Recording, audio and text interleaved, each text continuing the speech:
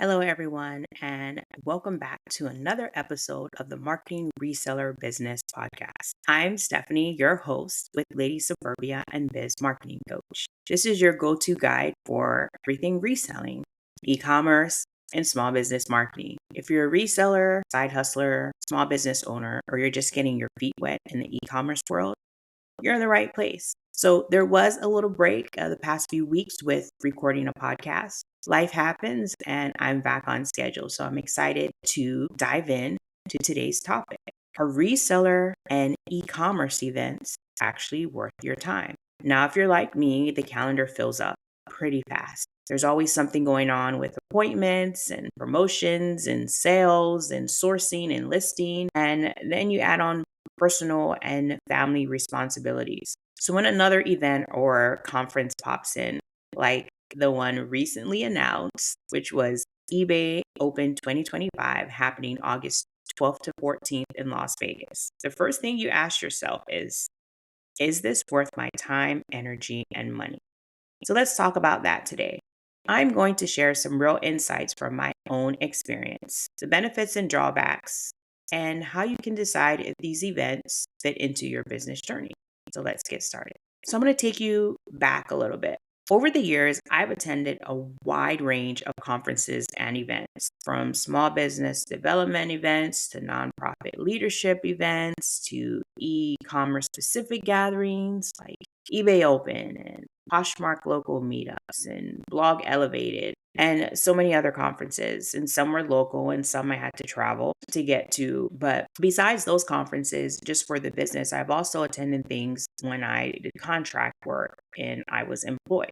I've attended global mobility and HR conferences as well back in my corporate days. So each event brought something different to the table, or new perspectives, new people, and a fresh spark of motivation. And many times it was at these events that I met fellow sellers, business owners, and professionals who I now consider a part of my core network. And some of them even became collaborators and lifelong friends. You don't always walk away with an immediate ROI or return on investment, but the relationships you build and the ideas you leave with can be game changing. So let's answer the big question. So, are these events worth it? Well, here are a few reasons why. Most times, they often are. Number one, community and connection. If you ever felt like no one around you understands what you do, especially in the reseller world, those type of events can change that. These spaces are filled with people who get it. They get what you do. You're not explaining what eBay or Poshmark or Macari or these other platforms. You're not explaining that to other people. You're swapping ideas and strategies and tips with people who have been there, who've been in the trenches and are going through similar things that you're going through. Number two, you have access to experts and industry updates. So at these events, there's always platform representatives there that often share upcoming features, algorithm changes, policy updates, seller insights, and so many other things. You get firsthand information that might take, a couple of weeks or maybe even months to be widely known. Number three is learning opportunities, workshops, breakout sessions, panel discussions. These all give you like tactical and strategic knowledge. And as someone that is a big strategic marketing person, I love that. I love the learning experience of going to these conferences, whether it's learning how to increase your sell through rate or managing inventory or how to brand your storefront or AI tools or shipping. All of these things are great tools for your business. And these events are often curated and they have actionable information. Four, it's time to work on your business. So during the conference, this gives you an opportunity to focus on that. We spend so much time working in our business that we forget to step back and think strategically. Conferences give you that mental space to ask, what's next? What's working? What needs to change? And I love that. Five, swag, perks, and fun. I'm gonna be honest with you. Conference swag bags are cool. I love getting those bags. I love participating in raffles and getting gift cards and exclusive seller merch. All that just adds to the overall experience, and it's pretty fun. Business doesn't have to be boring. So there's just some aspects of getting swag and going to a conference and them handing out things that I personally like to use. I love getting lip balms and tape and other items for my business that I could use. It's so much fun. I usually leave with a bag full of all this awesome stuff, and I worry myself on where am I going to put it in my carry-on. So there's always a way. I've even shipped items back because I got way too much during these conferences. So that is definitely awesome, an awesome perk. And number 6 is tax write-off potential. So most travel, lodging, meals, and other things associated with attending a business-related conference are deductible expenses. So, of course, definitely talk to your CPA or tax professional. I'm not one of those, but you can talk to them. Don't overlook this particular benefit because it's something you can take advantage of. Those are just some suggestions or reasons why I feel that these conferences may be worth your time. We're going to move on to when not to attend a conference. So I'm going to keep it real. I try to do that on my podcast episodes. Sometimes it's best to skip, and that's okay. If you're in the middle of a major personal or family milestone, like your children's prom, graduation, college send-off, a big move, or you're caring for someone, your emotional energy and presence may be needed elsewhere. Trying to force yourself to an event and putting it on your calendar during a hectic time will likely make the experience more stressful than it's really worth. You might find yourself distracted, anxious, or feeling guilty for not being home or not being fully present. You want to be all in, whether at the event or at home. If your mind is in two different places, then you really won't get the full value of that conference. Remember, there will always be another event, another opportunity, and it's okay to say not at this time. And I'm speaking from experience. There's a big age gap between my two children, and I'm one going off to college and one in elementary. And there are some events this year that I was unable to attend because there were just other personal milestones that were more important to me. And I knew that there are other conferences that would come up later in the year and also other meetups and events that I could attend when it wasn't as hectic. A few other reasons why you might want to see an event in a financial season where travel or ticket costs just aren't realistic. The return might be great in theory, but not the cost of your financial peace of mind. Another one is the event is more hype than substance. I was part of many events and I help organize and volunteer, and there is a lot that goes into these. And I'm willing to give an event, especially a first time event, an opportunity to attend if it's within my budget and reason. There are some events that I've been told to stay clear of, not just in the reseller community, many different communities since I'm involved in so many projects. And so if the event is more hype than substance, probably don't want to go. Research the agenda, look at the speaker lineup, look for concrete takeaways, not just buzzwords to get you there. Next is that it doesn't align with your current goals or your platform focus. If you're not actively selling on a particular platform or the topics don't align with your business needs, it may not be the best use of your time. There's nothing wrong with that. I'm more active on eBay than I am on Poshmark and the other platforms. So I don't mind selling on them and they bring in some sales every now and again. If I could choose between one or the other, I would choose to attend an event that's related to the biggest platform that I sell on.